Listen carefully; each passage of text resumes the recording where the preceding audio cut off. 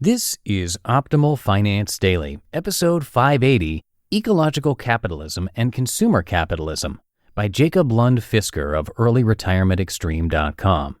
And I'm Dan. I'm here every weekday reading to you from some of the very best blogs on personal finance anywhere.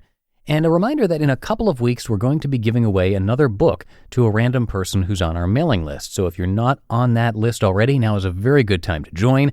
All you have to do is come by oldpodcast.com to sign up. For now, let's get right to our post as we optimize your life.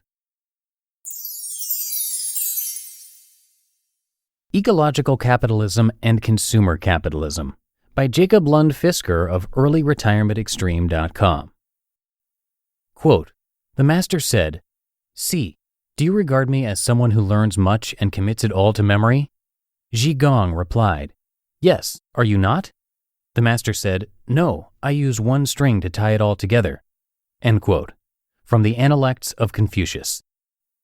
Have you ever noticed that what used to be referred to as citizens or workers are now referred to as consumers? Have you noticed that the solution to our economic woes is to give people money so that they can go out and buy something? Our culture is living out a story that is based on man taking over dominion of the world with the full rights to take fruits, herbs, and animals for his own consumption. This idea might have made sense 5,000 years ago, but now our demands are so great that not only are we consuming food, we are also clearing out other life to build houses, roads, and golf courses. Quote, "How about I move 20 miles away from the place where I work, and my colleague moves 20 miles in the opposite direction? Then we will both build large houses in the middle of the forest. And we will build roads and cars, and each day we will get into our cars and spend 2 hours each day driving in order to go back to work. We could build an entire economy around this concept and thus create more employment." End quote. Currently, mankind has taken control of 60% of the biosphere. This number cannot go to 100% since nobody knows how to make a self-sustaining, completely closed system. The space station still needs supplies from time to time. This worries me. Our culture is based on consumption and hoarding, but we have forgotten why. It used to be that prudent people would save resources like grain, wood, water, and metal for a rainy day. Rainy days happen whenever a system is critically constrained. One critical constraint is the inability for a farmer to move his land. If a crop fails, he better have a backup plan. If resources are naturally abundant, there is no need to save. Today, we live in the most technologically advanced civilization the world has ever seen. It is not hard to list all our achievements, but let me mention just one. Today, we wear shoes superior to those of kings 5 centuries ago and pay only $29.95. This is thanks to advances in technology, transport, and commerce. It is really quite amazing. However, culturally speaking, we are no more advanced than a bunch of Bronze Age peasants. So what do we do? While we are not hoarding grain, we still fill our homes with 15 pairs of shoes, 25 suits, new furniture that we replace every other time a new catalog comes out, 2 TVs, 3 computers, and enough tools to equip a small motor shop, even though we only use a screwdriver and maybe a hammer a couple of times a month. With our incredible advanced financial systems, it no longer makes sense to hoard all these things. Therefore, there is another solution which could be called ecological capitalism or eco-capitalism. Eco-capitalism takes advantage of the advanced technology we possess to finish work that used to take days in less than an hour. Consider knitting a shirt by hand versus by machine. In our world, it is possible to choose quality over quantity. It is possible to work to produce enough for a lifetime of ecologically conscientious consumption in just 5 years. This should be possible for any productive environmentalist who walks the talk. To change and improve a culture, we must change the individuals in the culture. To change the individuals, we must first change ourselves.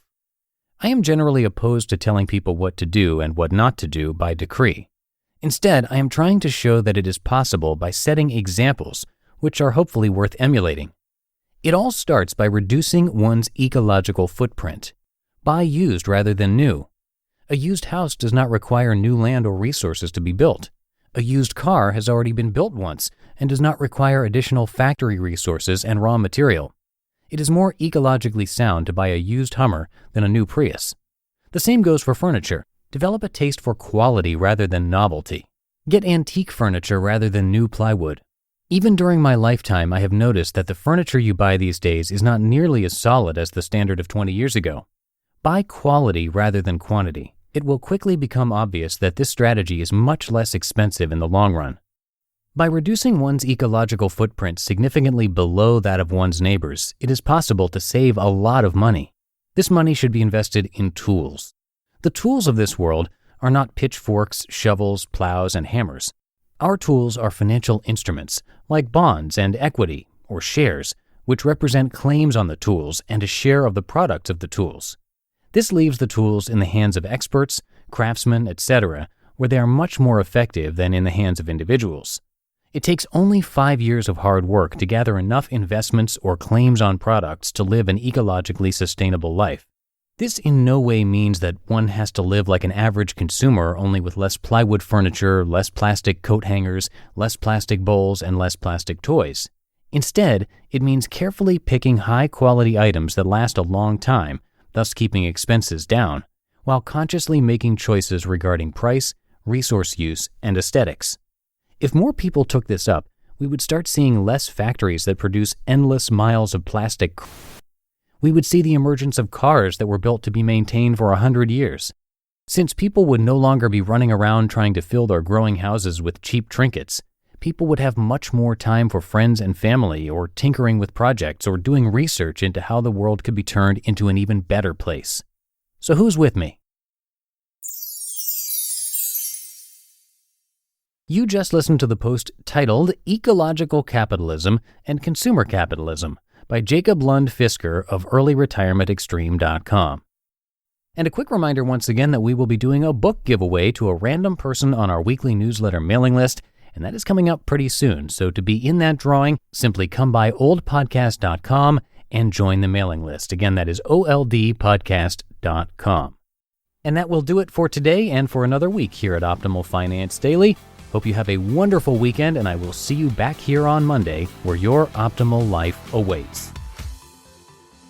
Hello, Life Optimizer. This is Justin Malik, creator and producer of this podcast, but also Optimal Living Daily, the show where I read to you from even more blogs covering finance, productivity, minimalism, personal development, and more from incredible bloggers like Derek Sivers, Zen Habits, Mark and Angel, The Minimalists, and all the ones you hear on this show too.